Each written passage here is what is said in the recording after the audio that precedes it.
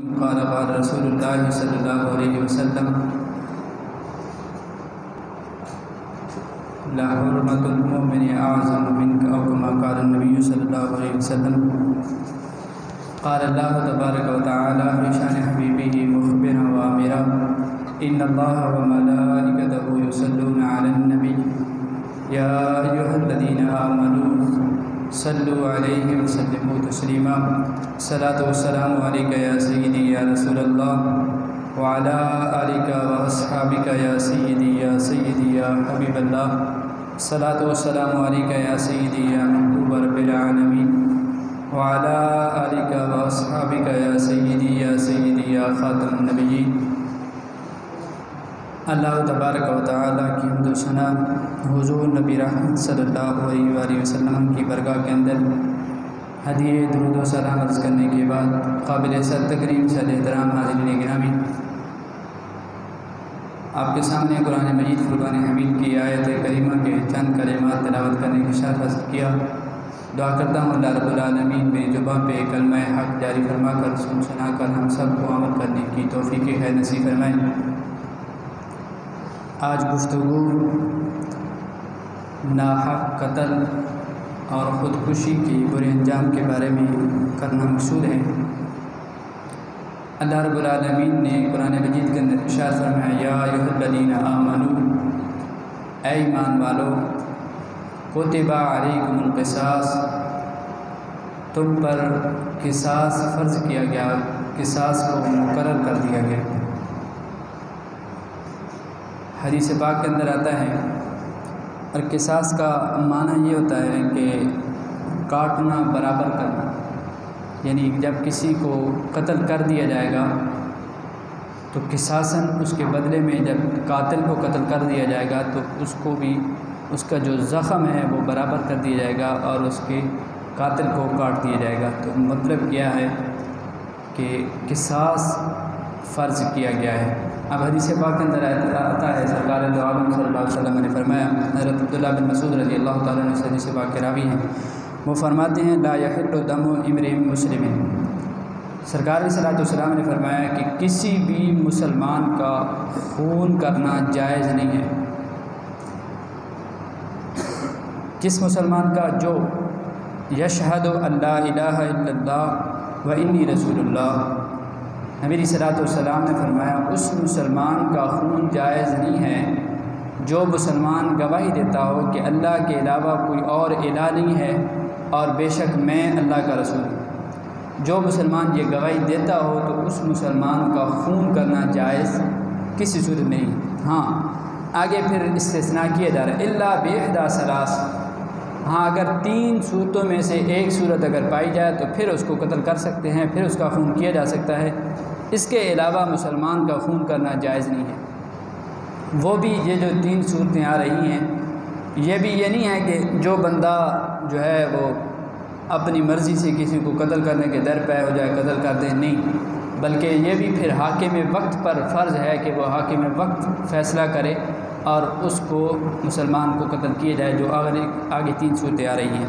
وہ کیا ہیں؟ فرمایا النفس بالنفس، اگر کسی بندے نے کسی کو قتل کر دیا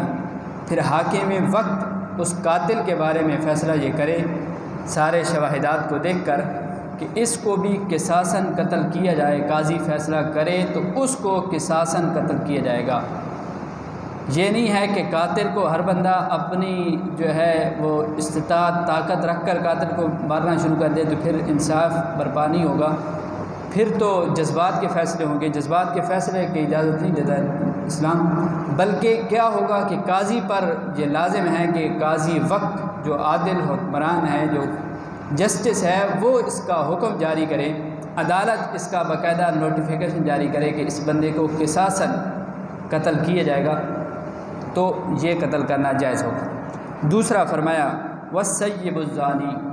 اور دوسرا شادی شدہ بندہ اگر اس سے زنا واقع ہو جائے، زنا ثابت ہو جائے، اس کو بھی رجم جو شریعت مطہرہ نے اس کی سزا مقرر کی ہے سنسار کر کے، رجم کر کے. اس کا طریقہ کار یہ ہوتا ہے کہ قاضی وقت جو جسٹس ہے وہ فیصلہ کرے کہ اس بندے کے یہ شادی شدہ ہے اور اس کا زنا ثابت ہو گیا ہے، کسی کے ساتھ اس نے زنا کیا ہے، تو اس کے لیے حکم شرع یہ ہوتا ہے کہ ایک زمین کے اندر گڑھا کھودا جاتا ہے، اس گڑھے کے اندر اس آدمی کو کھڑا کر دیا جاتا ہے اور اوپر سے پتھر مارے جاتے ہیں، اتنے پتھر مارے جاتے ہیں کہ وہ بندہ بالکل مر جاتا ہے۔ یہ سنسار کا طریقہ ہے۔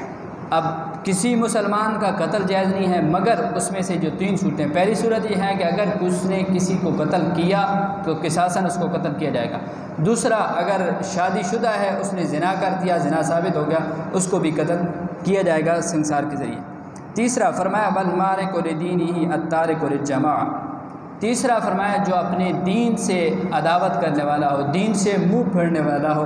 ارتداد کی صورت مرتد ہو جائے، جس طرح کہ سرکار علیہ الصلوۃ والسلام خاتم النبیین ہیں۔ اب اگر نبی علیہ الصلوۃ والسلام کو خاتم النبیین نہ مانے، جس طرح کہ مرزا قادیانی ہیں، اگر دین سے ارتداد کر جائے تو پھر اس کو قتل کیا جائے گا۔ التارک للجماعہ کا معنی یہ ہے، علماء نے کیا ہے کہ جس طرح کہ صلاۃ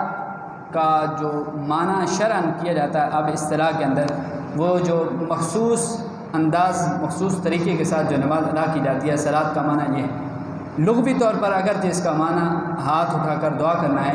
لیکن ایک جماعت نے اس کو مخصوص عبادت کے لیے جو وقف کر دیا ہے، اس کے لیے ثابت کر دیا ہے۔ اب کسی کو اور کوئی اجازت نہیں ہے وہ اس صلاۃ کے معنی سے کوئی اور معنی مراد ہے۔ اب دوسری حدیث پاک حضرت عبداللہ بن عمر رضی اللہ تعالیٰ عنہ سے روایت کی جاتی ہے، آپ فرماتے ہیں لا یزال المؤمن فی فسحۃ من دینہ ما لم یصب دما حراما۔ بڑی پیاری حدیث ہے۔ حضرت عبداللہ بن عمر رضی اللہ تعالیٰ فرماتے ہیں کہ نبی علیہ الصلوۃ والسلام نے فرمایا کہ ہر مسلمان اپنے دین کی وسعت کے اندر، دین کی گنجائش کے اندر رہتا ہے۔ کب تک رہتا ہے؟ ما لم یصب دما حراما، جب تک وہ کسی کا خون نہ کر دے۔ یعنی اگرچہ گناہ گار ہو، اس کو دین جو ہے وسعت دیتا رہتا ہے، گنجائش رہتی ہے، وہ بندہ کافر نہیں ہو جاتا، مرتد نہیں ہو جاتا، لیکن فرمایا ما لم یصب دما حراما، وہ اس وقت تک دین کی گنجائش میں رہتا ہے، دین کی وسعت کے اندر رہتا ہے، رب کی طرف سے اس پر رحمت اترتی رہتی ہے جب تک وہ بندہ کسی کو ناحق قتل نہ کر دے۔ جب ناحق قتل کر دے گا تو پھر اللہ کی رحمت سے وہ بندہ دور ہو جائے گا۔ حدیث پاک ہے، حضرت ابو ہریرہ رضی اللہ تعالیٰ عنہ فرماتے ہیں من اعان علی قتل مؤمن شطر کلمۃ، فرمایا اگر کسی بندے نے ایک کلمہ کے برابر، قتل کی کہیں بات ہو رہی تھی کہ فلاں بندے کو قتل کر دیا جائے ناحق، اس بندے نے ایک کلمے کے ذریعے، ایک جملہ کہہ کر، من اعانا، کسی نے مدد کر دی ایک جملے کے ذریعے، اب کیا ہوگا؟ فرمایا لقی اللہ مکتوب بین عینیہ آئس برحمت اللہ، او کما قال علیہ الصلوۃ والسلام۔ نبی علیہ الصلوۃ والسلام نے فرمایا جس شخص نے کسی مسلمان کے ناحق قتل میں ایک جملہ کی مدد کی، کتنی؟ ہتھیار نہیں دیا، اس کے ساتھ چل کر نہیں گیا، بلکہ ایک جملہ مدد کی۔ اب عذاب سنیے، سرکار علیہ الصلوۃ والسلام فرماتے ہیں قیامت کے دن اللہ رب العالمین اس سے اس حال میں ملاقات کرے گا، اس کی 2 آنکھوں کے درمیان لکھا ہوا ہوگا یہ اللہ کی رحمت سے دور شخص آ رہا ہو۔ ہم اپنی باتوں کے اندر جو ہے بڑے آگے نکل جاتے ہیں، تو توجہ کرنی چاہیے، کہیں ہم بھی اس کا شکار تو نہیں ہو رہے، کہیں ہم بھی اس زد میں تو نہیں آ رہے۔ اب دوسری حدیث پاک نبی علیہ الصلوۃ والسلام نے فرمایا، حضرت عبداللہ، یہ بھی حدیث پاک حضرت عبداللہ بن عمر رضی اللہ تعالیٰ عنہ سے روایت ہے، آپ فرماتے ہیں من قاتل معاہدا لم یرح رائحۃ الجنہ وان ریحها توجد من مسیرۃ 40 خریفا۔ حضرت عبداللہ بن عمر رضی اللہ تعالیٰ عنہ فرماتے ہیں کہ رسول اللہ صلی اللہ علیہ وسلم نے فرمایا کہ جس شخص نے کسی ذمی کافر کو مار دیا، ذمی کافر وہ شخص ہوتا ہے جو اسلامی ملک کے اندر ٹیکس دے کر، اسلامی ملک کے اندر ٹیکس دے کر وہ ان کے قانون کے مطابق زندگی گزار رہا ہو، اب وہ پناہ لے کر، دوسرے صورت میں معنی یہ بنے گا کہ وہ ذمی کافر مسلمانوں کے ملک کے اندر پناہ لے کر رہ رہا تھا، کسی مسلمان نے اس کو قتل کر دیا، اب اس کے بارے میں بھی یہ حکم ہے، یعنی ذمی کافر کے بارے میں بھی یہ حکم ہے جو مسلمانوں کے ملک میں مسلمانوں کے حکمرانوں سے پناہ لے کر رہ رہا ہو اور ملک کو وہ ٹیکس دے رہا ہو، اس ذمہ کافر کو قتل کرنے بارے میں کتنی سخت وعید ہے۔ سرکار علیہ الصلوۃ والسلام نے فرمایا وہ بندہ بھی جنت کی خوشبو نہیں پا سکے گا، وَإِنَّ رِيحَهَا، حالانکہ جنت کی خوشبو من مسیرت 40 خریفہ، 40 سال کی مسافت سے آئے گی، یعنی جنت کی خوشبو اتنی دور دور سے آئے گی، 40 سال کی مسافت سے آئے گی، لیکن جس شخص نے کسی ذمی کافر کو مار دیا اس کے بارے میں بھی یہ حکم ہے، اس شخص کو وہ جنت کی خوشبو نصیب نہیں ہوگی۔ تو اگر ذمی کافر کو مارے تو جنت کی خوشبو نہیں نصیب ہوگی، اگر اپنے کسی مسلمان بندے کو، مسلمان بھائی کو مار دے گا تو پھر کتنا سخت جرم ہوگا۔ اور پھر حدیث قرآن مجید کی آیت کریمہ بھی ہے، من قتل نفسا بغیر نفس او فساد فی الارض فکأنما قتل الناس جميعا۔ سرکار اللہ رب العالمین نے فرمایا جس شخص نے اپنے مسلمان بھائی کو ناحق قتل کر دیا، او فساد فی الارض، جب زمین کے اندر فساد کیا، فکأنما قتل الناس جميعا، اس نے کسی ایک شخص کو قتل نہیں کیا بلکہ اس نے تو پوری دنیا کے لوگوں کو قتل کیا۔ ومن احیاها فکأنما احیا الناس جميعا، اور جس مسلمان نے کسی مسلمان کی زندگی کو بچایا، فکأنما احیا الناس، گویا کہ اس نے سارے لوگوں کی زندگی کو بچایا۔ تو اس لیے یہ بڑی توجہ کیا کریں، کوشش کیا کریں کہ ایسے کاموں سے اجتناب کیا کریں، ایسی مجالس، ایسی محافل سے بھی پرہیز کیا کریں، کہیں ایسا نہ ہو کہ اس عذاب کے اندر ہم بھی گرفتار ہو جائیں۔ اب حدیث پاک سنیے گا، دوسرا جو ہمارا موضوع ہے خودکشی کے بارے میں۔ حضرت ابو ہریرہ رضی اللہ تعالیٰ عنہ سے روایت کی جاتی ہے، آپ فرماتے ہیں رسول اللہ صلی اللہ علیہ وسلم نے فرمایا من تردى من جبل فقتل نفسه فهو في نار جہنم يتردى فيها خالدا مخلدا فيها ابدا، او کما قال۔ سرکار علیہ الصلوۃ والسلام نے فرمایا کہ جس شخص نے پہاڑ سے اتر کر اپنے آپ کو خودکشی پر مبتلا کیا، یعنی اپنے آپ کو قتل کر دیا، پہاڑ سے اس نے چھلانگ لگائی یا کسی اور اونچی جگہ سے اس نے چھلانگ لگا دی، اب وہ خودکشی کر دی اس نے، تو پھر کیا عذاب ہوگا؟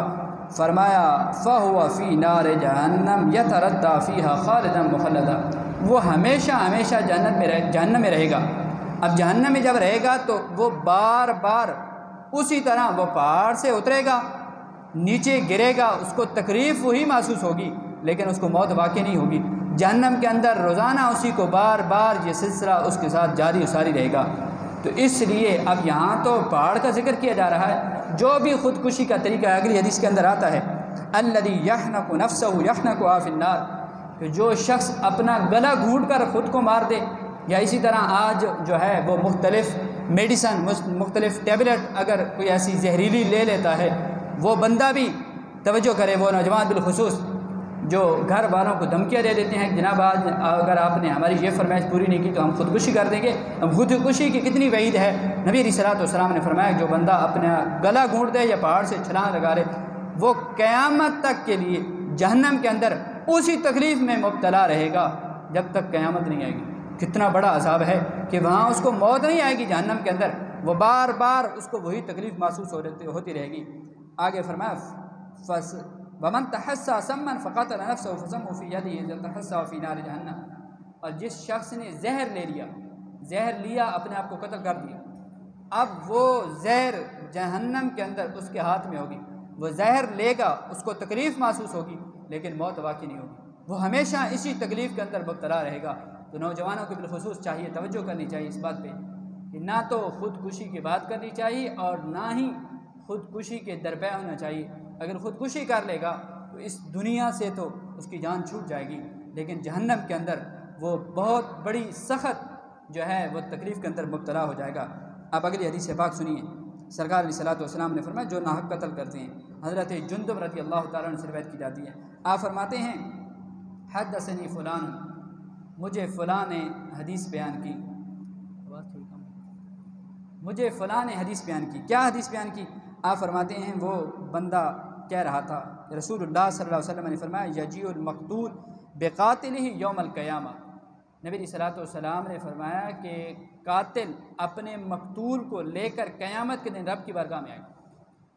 جس شخص نے کسی مسلمان کو ناحق قتل کیا، اب قاتل کو مقتول جس کو قتل کیا گیا، جو بندہ مرا، وہ بندہ قیامت کے دن اپنے قاتل کو لے کر رب کی بارگاہ میں حاضر ہو جائے گا۔ اب یہاں تو ممکن ہے کہ اس عدالت سے چھوٹ جائے رشوت دے کر یا جو ہے قوانین کے اندر ایسی رد و بدل کر کے گواہیاں جھوٹیاں دلوا کر وہ جان چھڑا لے گا، لیکن نبی علیہ الصلوۃ والسلام نے فرمایا اگر ایسا بندہ جس نے کسی مسلمان کو ناحق قتل کیا، اب وہ مقتول قیامت کے دن قاتل کو لے کر رب کی بارگاہ میں آ جائے گا، اب کیا کرے گا؟ فیقول، وہ رب کے بارگاہ میں عرض کرے گا سل ھذا فیما قتلنی، اے میرے اللہ اب اس سے پوچھ کہ اس نے مجھے قتل کیوں کیا۔ یار اگر قاضی وقت بھی آپ سے پوچھے تو آپ تھرتھرانا شروع کر دیں گے، لیکن میرا رب جو اس وقت لمن الملک اليوم للہ الواحد القہار، رب کی طرف سے اعلان کیا جائے گا آج کس کی بادشاہی ہے، اب کوئی جواب نہیں وہاں دے سکے گا، رب کی طرف سے دوسرا جواب آئے گا للہ الواحد القہار، آج اس اللہ ایک قہار کی بادشاہی ہے، آج یہاں کسی کا سکہ نہیں چلنے والا، آج کسی کی سلطنت کے ڈنکے نہیں بجنے والے، آج صرف اور صرف اللہ رب العالمین کے سکہ چلے گا۔ اب کیا کیا جا رہا ہے؟ قاتل کو رب کی بارگاہ میں پیش کیا جا رہا ہے اور رب سے یہ عرض کی جا رہی ہے رب تعالیٰ اس سے پوچھ اس نے مجھے قتل کیوں کیا تھا۔ اب وہ بندہ اس وقت کیا کہے گا جو قاتل ہوگا؟ حدیث کے الفاظ ہیں، وہ بندہ کہے گا فَيَقُولُ قَتَلْتُهُ عَلَى مُلْكِ فُلَان۔ صاحبان اقتدار بھی اس بات پر توجہ کریں، حدیث پاک سنیں، سرکار علیہ الصلوۃ والسلام نے فرمایا کہ قیامت کے دن جب مقتول قاتل کو لے کر رب کی بارگاہ میں عرض کرے گا، رب اب قاتل سے پوچھے گا، قاتل جواب دے گا قتلتہ علی ملک فلان، اے میرے اللہ میں نے تو اسے فلاں بادشاہ کی حکومت کے اندر، فلاں بادشاہ کی سلطنت کے اندر، فلاں حکمران کے دور حکومت کے اندر میں نے اس کو قتل کیا۔ اگر اس وقت وہ حکمران انصاف برپا کرتا، اگر وہ حکمران اپنی رعایا کے ساتھ انتظام اچھے کرتا تو میں اس کو کبھی قتل نہ کرتا۔ آگے حدیث کے الفاظ ہیں اور شارحین نے لکھا ہے، یہ حدیث پاک حضرت جندب رضی اللہ تعالیٰ عنہ اس وقت کا جو حکمران تھا اس کو بتا رہے تھے کہ اب تو لوگوں کو قتل کروا رہا ہے، کل قیامت کے دن سے ڈر۔ آگے حدیث کے الفاظ ہیں، حضرت جندب رضی اللہ تعالیٰ عنہ نے فرمایا فَاتَّقِهَا، اس سے ڈر کہ کل قیامت کے دن رب تجھ سے پوچھے کہ تو نے اس شخص کو قتل کیوں کیا۔ جتنا گناہ قاتل کو ہوگا اسی طرح گناہ اس وقت کے حکمران کو بھی ہوگا۔ آج ہمارے حکمرانوں کو سبق لینا چاہیے، آج کتنے جگہ جگہ پہ قتل کی جا رہے ہیں، کل قیامت کے دن یہ کیا جواب دیں گے؟ اور دوسرا جو شارحین نے الفاظ کا معنی کیا ہے، فرمایا اعلیٰ ملک فلان، یا تو ہوگا اعلیٰ ملک فلان کہ فلاں بادشاہ کی حکومت کے اندر، یا ہوگا اعلیٰ ملک فلان فلاں شخص کی ملکیت میں تھا، فلاں شخص کے ہاں میں کام کیا کرتا تھا، اس نے مجھے مجبور کیا کہ اس بندے کو قتل کرو، میں نے اس بندے کے کہنے پر قتل کر دیا۔ اب جتنا گناہ قاتل کو ہوگا اتنا ہی گناہ اس مالک کو ہوگا جس کے کہنے پر اس نے قتل کیا گیا تھا۔ اگلی حدیث پاک سنیے، نبی علیہ الصلوۃ والسلام نے فرمایا، یہ بخاری کی حدیث ہے، آخری حدیث پاک عرض کر رہا ہوں، سرکار علیہ الصلوۃ والسلام نے فرمایا جو شخص اپنے کسی مسلمان بھائی کی طرف کسی آلہ قتل سے چھری ہے، چاقو ہے، پسٹل ہے، بندوق ہے، کوئی اور رائفل ہے، کسی بھی ہتھیار سے جس سے بندہ قتل ہو جاتا ہے، بندہ مر جاتا ہے، اس سے کسی مسلمان کی طرف، اپنے مسلمان بھائی کی طرف اشارہ کیا، اس طرح آیا، اس طرح اشارہ کیا، کھیل کے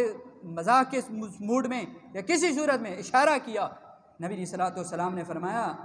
کہ تمہیں کیا معلوم کہ تمہیں شیطان ڈگمگا دے اور تم اپنا وہ گھوڑا دبا دو اور دوسرا مسلمان تمہارا قتل ہو جائے۔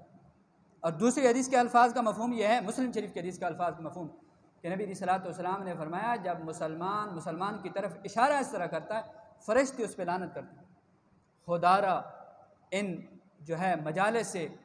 ایسے لوگوں کے پاس بیٹھنے سے گریز کیا کریں جہاں لوگوں کے خون کی باتیں ہوں، لوگوں کے خون کی جو ہے خون کے ساتھ کھیلا جا رہا ہو، ایسی باتیں ہو رہی ہوں۔ اللہ مجھے بھی آپ کو بھی عمل کی توفیق عطا فرمائے۔